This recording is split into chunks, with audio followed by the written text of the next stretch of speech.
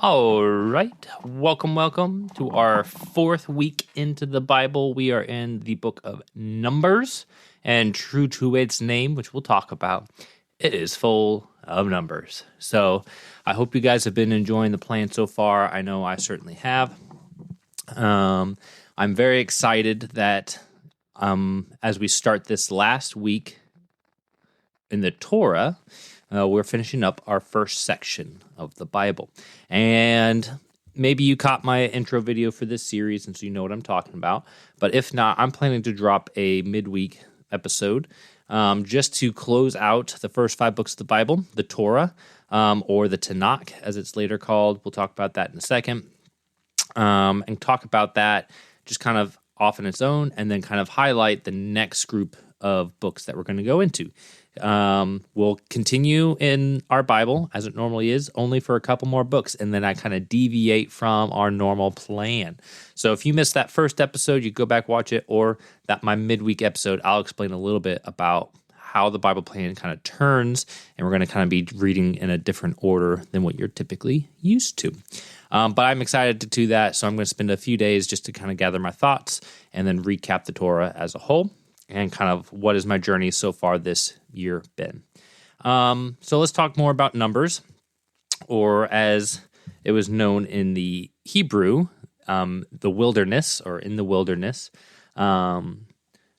So it is a very interesting book that continues the ideas from before. We are now leaving Mount Sinai, heading towards the Promised Land.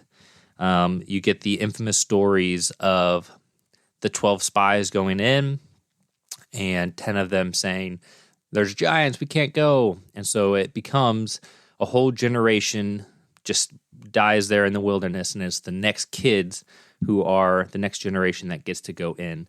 But even Moses and Aaron make their mistakes, and they're not able to go in. So the only ones from the start of Numbers who is able to go into the Promised Land is Caleb and Joshua. And we'll follow Joshua more closely as we continue into our 6th book of the Bible. And so that's kind of like the overarching story, but it's filled in with censuses and additional rules, and you can kind of, it's not quite as rule heavy as, say, Leviticus, and there's definitely a lot less sacrificial stuff going on, but still, you can certainly get lost in the weeds with all the stuff that's going on. What's really been helpful for me reading through the Bible this year is understanding the larger structures and where the Bible is connecting to itself. And so now I'm reading Numbers with keeping an ear out for similar things that happened in Exodus. And so because those two are kind of speaking to each other, I've kind of briefly talked about how the first 5 books of the Bible are kind of symmetrical, with Leviticus at the middle. The Day of Atonement is the very, very center of it all. And then on either side of Leviticus, you got Exodus and Numbers, and those kind of are structured in a way that you should see some similarities within the stories. Sometimes it's hard for us to see that because it's using the Hebrew language and the words. But if you're listening to, say, Bible Project or someone else who breaks things down, you might be able to you might unveil some of those hidden structures of how things connect to each other. It doesn't mean that there's secret messages. It just means hey, when they wrote this, they had this story back in Exodus in mind. So you kind of oh, that's really interesting. And sometimes when you read those, you might notice something that speaks or comments more on the story. Sometimes it's just kind of artful, and it's, they connected those stories. Some of these have been pointed out to me through other people, but I was excited during my reading to come across the passage where I went, this is connecting to a specific part in Exodus. And it was towards the end of Numbers. I left my Bible upstairs, so I won't have that on me. But the passage is about, they send out 1,000 from each tribe, so 1,000 men go out to attack the Midianites for some wrong that they did. And so they go and attack, and they come back, and Moses and Aaron and Eleazar, Aaron might have been dead at this point, because I think Eleazar is mentioned. They come out, and they're like, hold up, you brought back a whole bunch of people with you. That's not going to be good. This was the same group of people that you guys intermarried. We had all these issues with their gods and sex and weird stuff. And so, it became this problem. They're like, all right, you got to kill all these people, which is a really weird story and hard to imagine. But when you're set apart for God, there's certain ways that you have to live. The thing that clued me in is they're sitting outside the camp and they see him come back, and it makes a comment about, and the leaders came back, the leaders of thousands, the leaders of hundreds. I said, hold up, that phrase has been used before. And I go back to Exodus when Moses' father-in-law says, hey, you can't do all this work on your own. You need to divide up the labor. Start picking out for yourself leaders of thousands, leaders of hundreds, tens and fives, and something like that, 50s and 10s, whatever it was.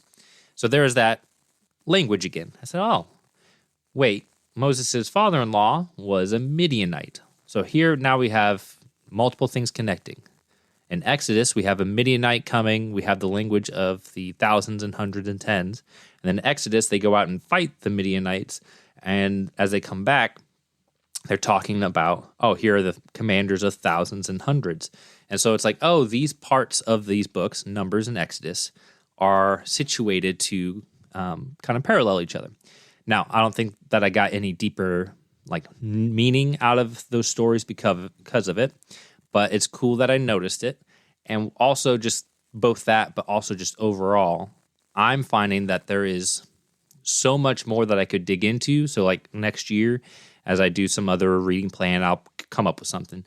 I know that if I wanted to, I could deep dive into the structure of Numbers and maybe try to map out on my own what that kind of looks like, what parts are connecting where. Because I think if I could graphically lay it out, I think that would really help me better read these books of the Bible. And I'm sure that's already out there. So it's just the way that I learn is I like to recreate my own things. And I'll share one thing that I've been recreating. I'll explain that in just a bit. The other thing that was brought to my attention by one of the people who was going through this journey with me, shout out to my dad, Steve. He sent me a text with the arrangement so at the beginning of Numbers, it's like, all right, this tribe will be at this point in the camp, and then it kind of goes, people are camped on the east, north, south, west. And so his Bible had that kind of mapped out in a picture. And then he was connecting that. He said, hey, we also have this story where all the leaders of the tribes came and they provided these donations or gifts to the tabernacle. And so he said, I wonder what order that goes in with the camps. And so he compared the two stories, and sure enough, it went right around in a circle in order.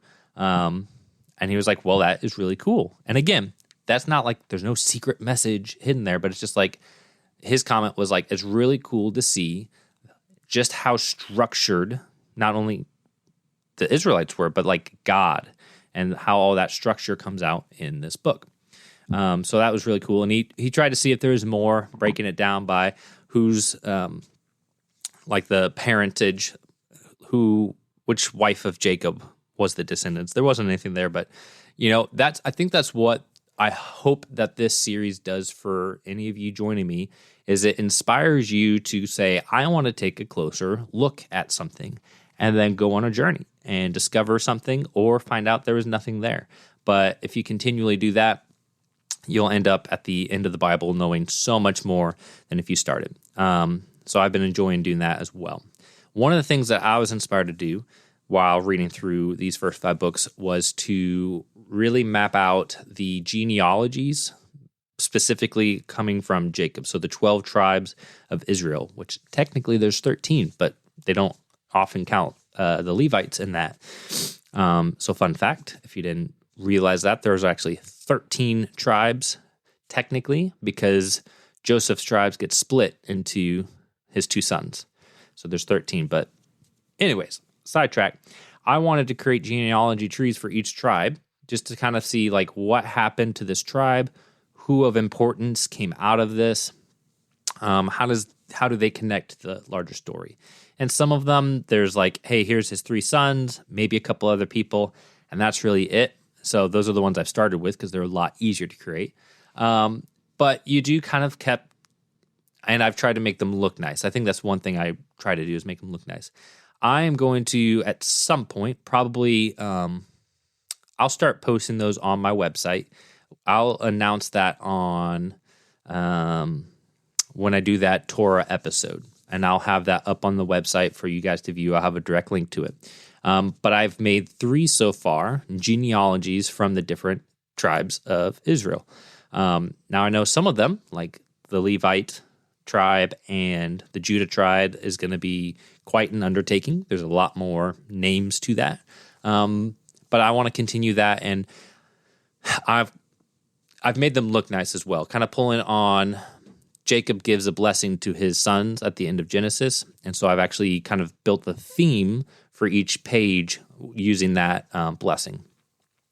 So they look nice, they have some sort of design, some sort of structure. So I got a few tweaks I want to make to those, but I'll put those up on the website if you want to view those, and then hopefully at some point I have all 12 done, or 13. I don't know how I'm going to handle if I'll do 12 or 13, but I'll make them. Okay, so that's what it is inspired me to do, just one of the many things. But also just being in the Bible daily. Most days I am reading both in the morning and the night, just to make sure that I am able to cover trying to read it twice. Sometimes I'll miss that morning one just because waking up late and got to run off to work. But then I've got time at night, so I'll read the double. But I just find my life more fulfilling, a lot more structured, motivated, and just having that presence every day has helped me stay closer to God, I think. So I've had quite a few good moments at church and worship where I feel like because I've been living in God's word consistently, it has opened my heart, made it easier to connect with God. So I hope that's what it's doing for you as well. I know some of these parts of the Bible can be difficult, Leviticus, Numbers, parts of Deuteronomy, just because we're kind of trained in this, tell me a story. I definitely know my brain follows the Bible a lot more when I see the story, which is why I think this has been a better read through, because there's like, I may be in a list of laws or sacrificial animals, but I'm putting it in within a larger story, which I think helps. So I'm always curious, how is this going for you guys? Hopefully, I'm hoping that I've got 5 to 10 people going on this journey with me. I know of 2 who have reached out and said, hey, we're doing this with you. So I'm really happy to have those 2, and they're 2 awesome people. So if you're going through this journey, if you got my number, just reach out, let me know. I'd love to see all who is connecting with me. If you don't have my number, these are posted on YouTube as well as a podcast. You can post in the chat there, and I can connect with you that way. I'd be curious to see who all is going through this. I think that as this continues, we'll have such a better understanding of these books of the Bible that when we get to the prophets, we're going to see, oh my goodness, they're pulling on these threads and these themes, and it's going to feel more connected. For me, growing up, the Old Testament was sort of this like, yeah, we can pull some verses. We'll do memory verses from there, but like it's the New Testament you want. That's where the Jesus of love is. You had the Old Testament is the mean God side, and it felt very separated, and you don't really need to go into that. So over the past few years, my journey with the Bible has definitely grown, and I view the Old Testament in a much higher standard now. The more that I dive into it, it is incredible. Just how much you can get out of it. And I know that I'm just scratching the surface. So I don't feel like I've done this year and then I'll be done. It's like, now what more can I do? Because there's just so much more to it. And I'll probably cover that in my midweek episode over the Torah as well, and talk about how there's always more depth to the Bible than what we can fulfill in a lifetime. Okay. I think that's really all that I wanted to cover in Numbers. Sometimes it's hard for me to make these episodes because I've already started on the next book of the Bible by the time I'm recording this for you guys. So my mind is already in Deuteronomy, which is already really interesting. I really enjoy it. I think that is all that I want to say. We're hitting 15 minutes anyway. So, all right. keep going strong, guys. Reach out to me. Let me know how this is going for you. And I will see you guys in the next episode. Thank you. Bye.